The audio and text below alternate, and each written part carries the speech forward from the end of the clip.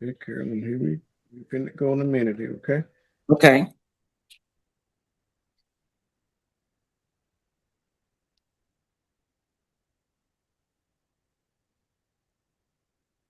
Victims here in Pensacola. And when I turned back around, a shotgun was facing me and he shot me. William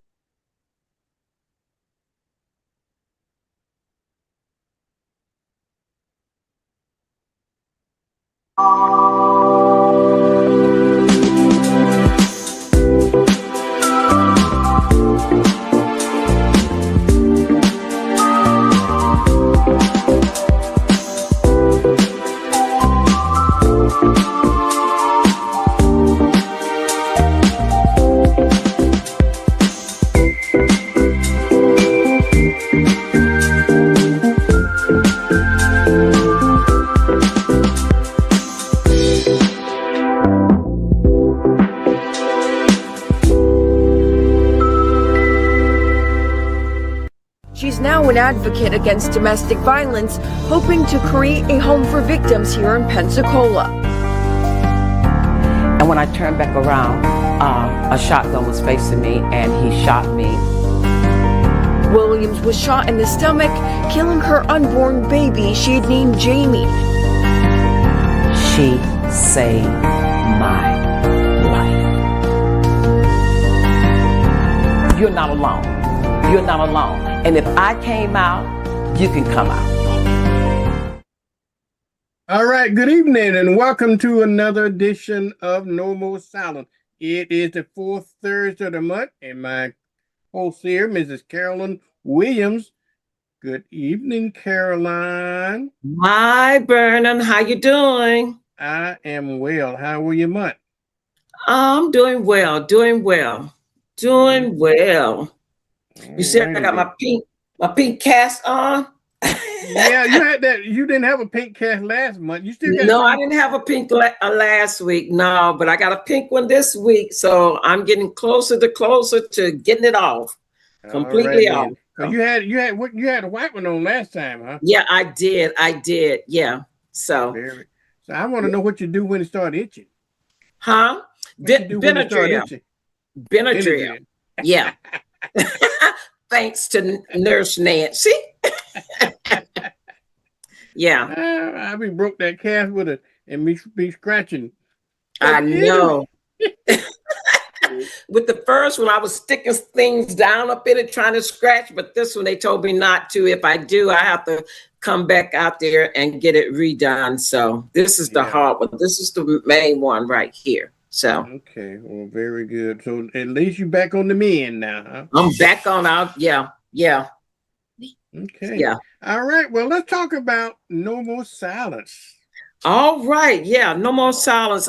Before we get into what we're going to be talking about tonight, Verna, I just want to let you know that I had 2 phone calls and they said that they've been listening to the program and they've been getting the information and getting a plan together. So I was happy to hear that. Yeah. So good. Very good. Yeah. I mean, that is the whole purpose of this show. Yeah. That people that's in these situations know what to do. Yeah. So they don't make this mistakes of other folks, you know? Yeah. So I was thankful for that. So okay. So Vernon, today we're going to be stepping into something that is difficult but necessary, and it's the truth. We're going to be talking about why men abuse women. Okay. Yeah, we're going to be talking about that. Yeah. You're getting some psychology. Get behind. Yeah, I'm gonna give them some stats. I'm gonna give you some stats. Yeah, we're gonna get into this. So we know that domestic violence is not a private matter.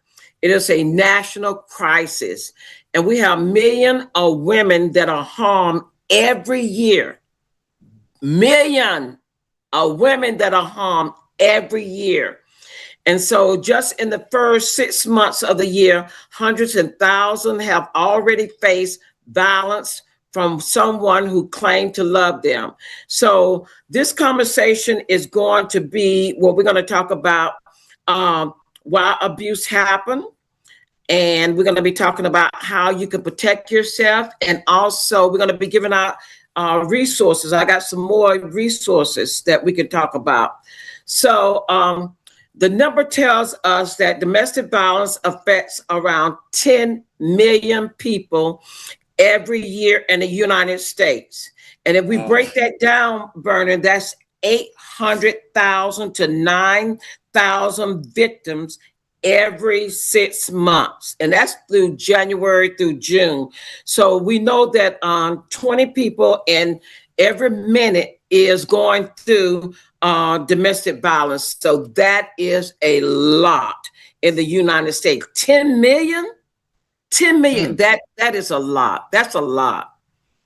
Wow. Every year in the United States, 10 million. And not you want to say something, Bernie? Go ahead. No, I was just astonished by the statute for the number of people that have to experience that, Carolyn. Yeah.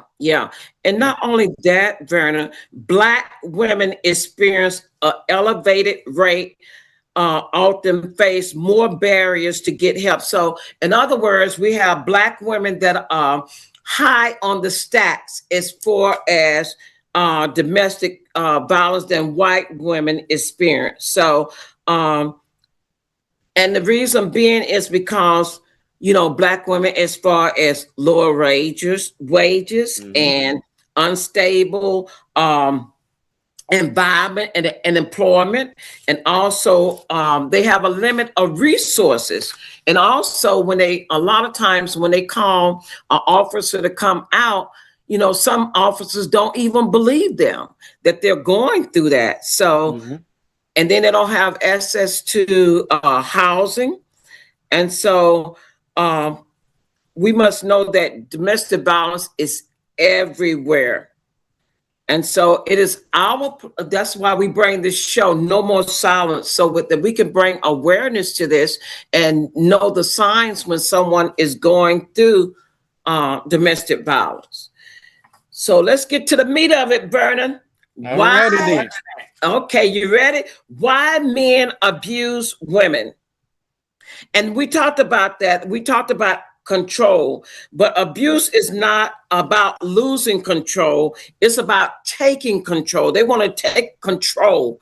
And also it's about, men, they have a strategy. When they are abusing you, you have to know that they have a strategy, but you need to also have a strategy on how to get out. And we'll talk about that later, because men, they use fear, isolation, money. They even use the children to be able to be able to control that spouse. So, no mom want to, leave their children. If the man say, well, okay, if you leave me, I'm going to do something to the children. I'm going to take the children. So that's one of the reasons why they stay, because mom, they love their children. So that is the reason why, they stay. And that's why men, they use that against them to be able to keep them there. And also some men, they believe that, that women should obey them. They try to use the Bible and say that they should obey their husbands and they should be able to take whatever they're doing to them. So we have to know that this entitlement is one of the strongest predictors of abuse. Males, Carolyn,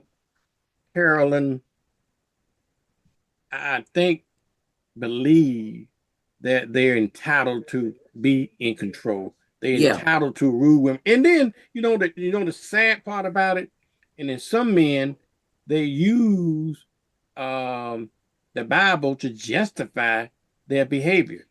Okay? And so it's a sense of entitlement, I think, that some men think they have a right to do that. It's absolutely wrong. Okay. Yeah. And Vernon, that's why when you're single, you must make sure that you're not getting someone that's going to abuse you. I don't care how much they say that they're a Christian. You know, you got a lot of them. If I'm a woman, which you know, I am a Christian woman. And so one of my red flags is when the man say, well, I'm a Christian also. You know, that's a red flag for me. You know, so you know, you have to be very, very careful. And I am during this time because I've been through 3 abusive relationships. So you have to be very, very careful. Yeah. Yeah. Carolyn, I'm glad you mentioned that. And without people, when you tell people that, then they go into a judgment role. They judge you. You know, why would you?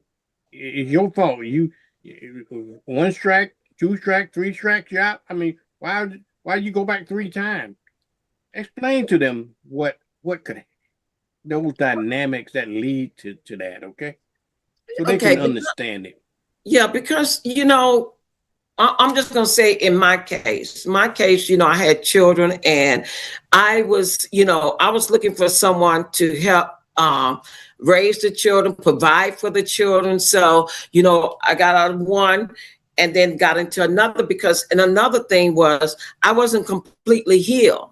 So I had that in me, and whatever you have in you, that's what you're going to attract. So not being educated about domestic violence, not even knowing it or being aware, because you think when you never had love before, you relate love with whatever someone tell you.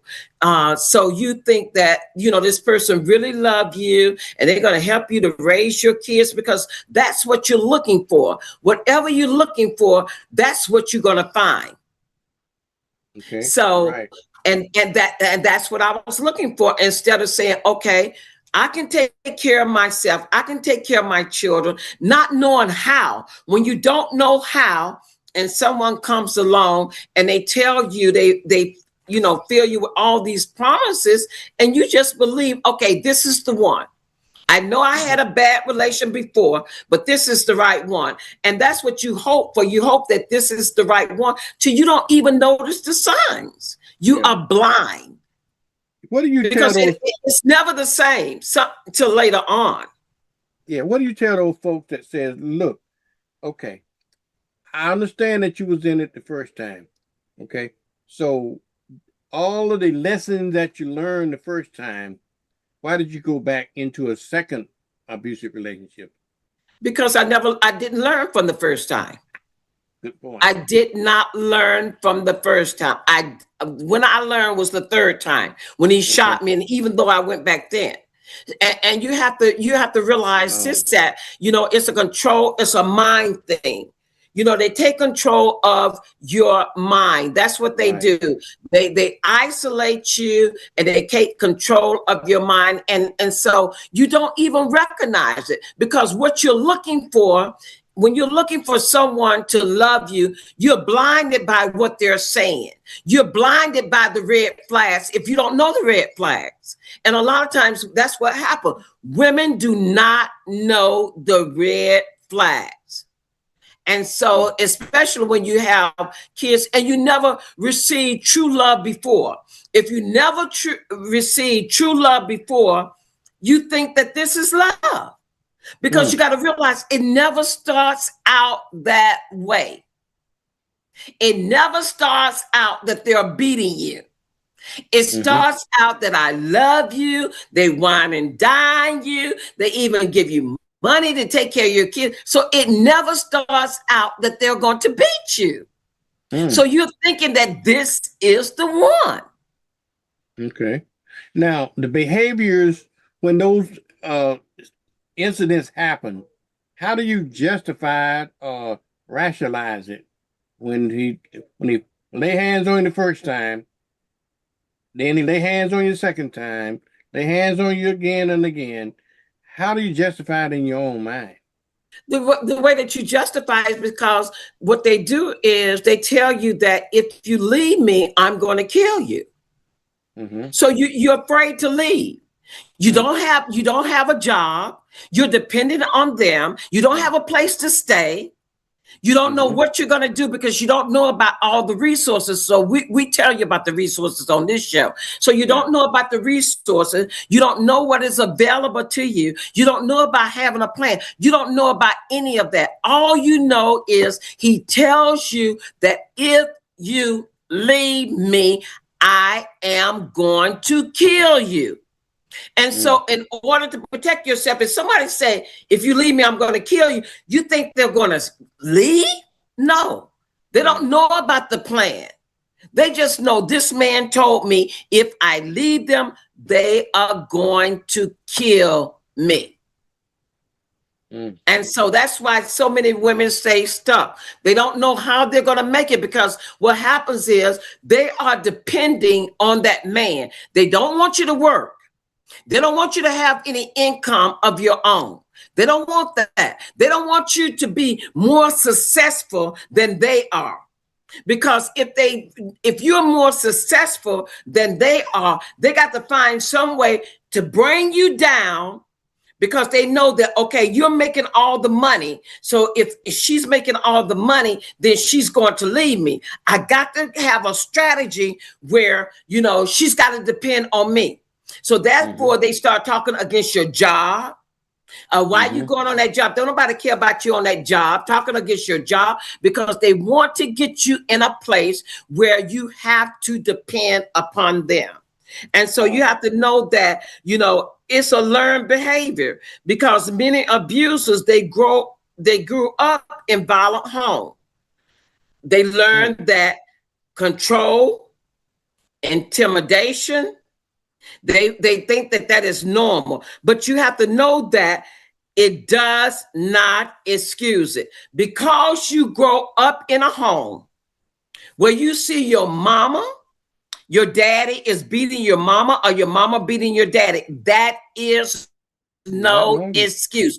You can't use that for excuse, because when you're seeing that, when a child is seeing that, Vernon, they have compassion for the one that is being abused. It doesn't make the child feel good. It makes them afraid. So instead of you thinking that this is normal, you should think that it is unnormal. So you can't blame that as an excuse.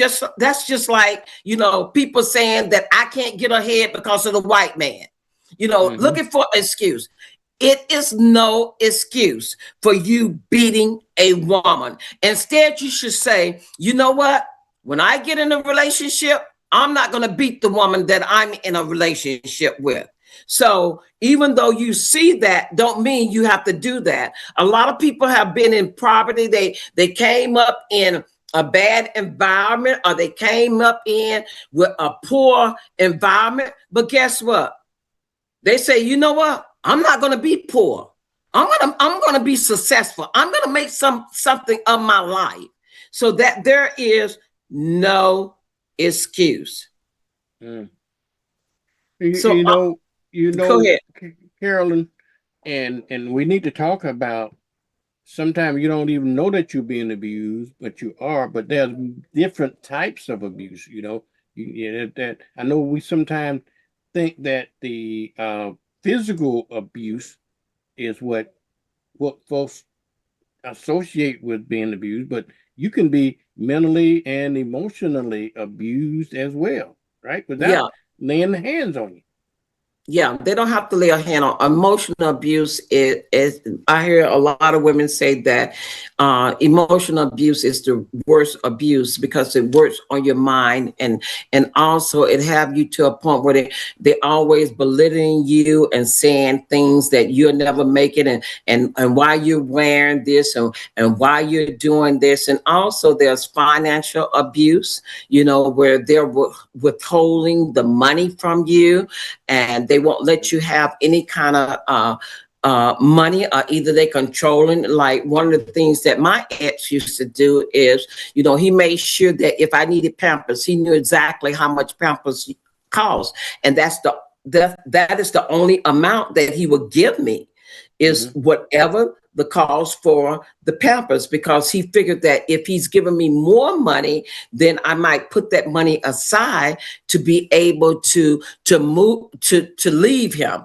And that was one of the things that he didn't want. So even when I went to the grocery store to buy groceries and he would give me $100 or whatever the amount he would give me, he would always look at the receipt to make sure that I had no money left over, that I spent every dime that he gave me.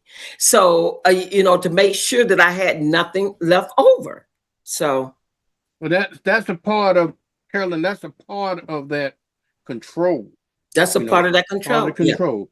Yeah. I know some of the tactics that we talked about over the years that we've been doing this show.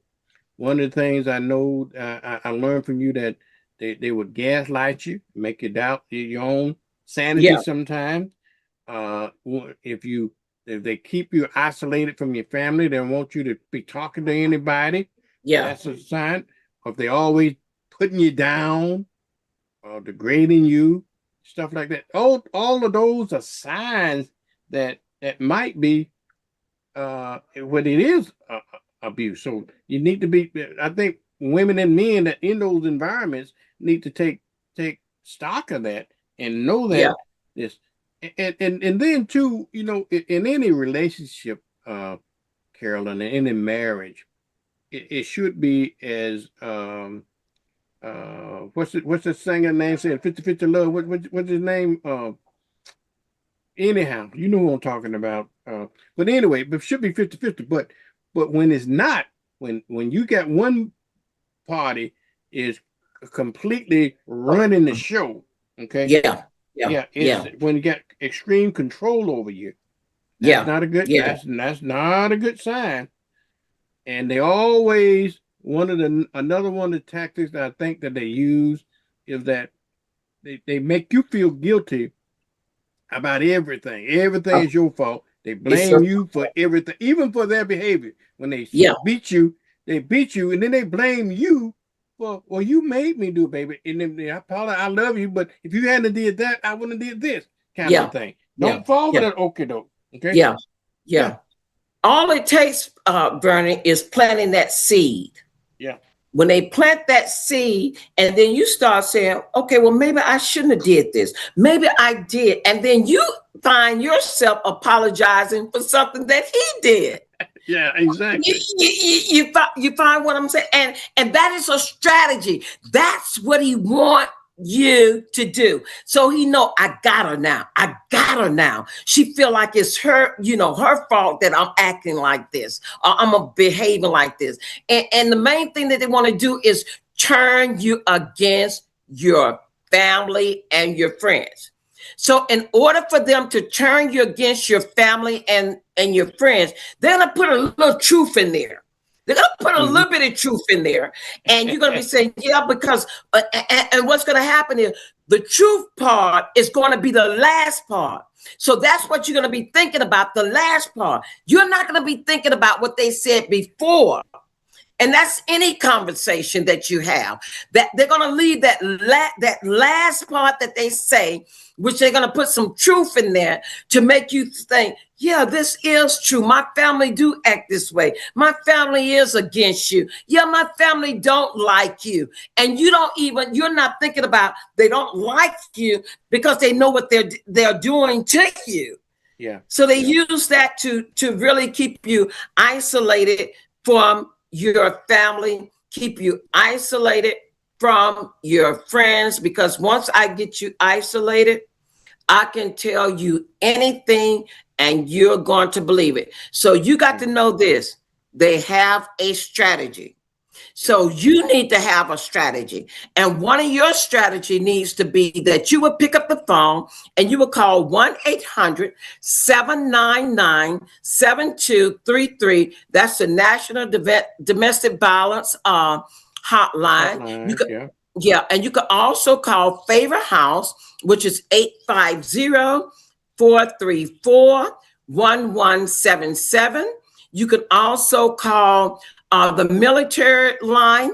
If you're in service, you can call 877-995-5247. You can call Jamie's house, that's my program that I have, which is 850-291-4624. So you need to have a strategy also. And Bernard, what about calling 211? Yeah, you can call 211. 211 will have a lot of resources for you. Say, well, you don't have a place to stay, or you need to know what is available for you so you can put that in your plan. You can't just get up and leave. You have to have a plan. So you call 211, you see what is available for you. Write that down, or either put it somewhere where he cannot find it. If you have to put it under the house or hide it somewhere so he can't find that information. Do not put it in your phone, because they're good at checking your phone. So do not put that information in your phone unless you put it in your phone, and then later on you go and remove that and put it on a piece of paper, and you can get a little box and put it up in the house along with your children's medical records, along with your marriage certificate, along with immunization. So if you're going somewhere, you will have all that information. You need to have a friend that you can call and let them know that if I say this code, and also tell your children this code, your code might be John. That means that your friend know to call 911. Your children know to call 911, or either your children know to go next door. And even let someone know. They want to keep you isolated, and they don't want anyone to know the information. So let your neighbors know exactly what is going on, and let them know that, you know what? I'm putting a plan together, because I know if I just leave, he is going to kill me. So if you hear some noise that's going on, please call 911. And Verna, I have some more information for him. If you call the police department, they have a victim advocate program. And Tara Spencer, she's over that program. So you can call 850-435-1855. And if you don't get these numbers down now, I'm going to put these numbers on my No More Silence page. So you can call the Escambia County Sheriff Office. They have a domestic violence unit. If it's not an emergency line, you can call 850-436-9630. But if it's emergency, you need to call 911. Right. Yeah. Right. And you also can call Legal Service of Northwest Florida. And what they do is they will help you to get that protective order. The protective order means, well, he can't come to your house. He can't come to your job. So you need to get that protective order. They will help you with the divorce. They will help you with custody. They will help you. They have different services that they can help you with. So you can call 432-2336. We also have Community Health of Northwest Florida. And that number is 436-4630. That's where you can get your counseling that you're going to need. You're going to need counseling. That's where you can get counseling for your children. That's where you can get the medical services that you need. And also you can call Catholic Charities of Northwest Florida, and they have emergency assistance as far as supporting families that are in crisis. If you need to relocate, if you need housing, you can call 595-4985. And I'm going to put all these numbers on. I have a page called No More Silence. So I'm going to put all these numbers on my No More Silence page. Okay. All right, kind of about out of time. Anything else you want to do before we wrap up here?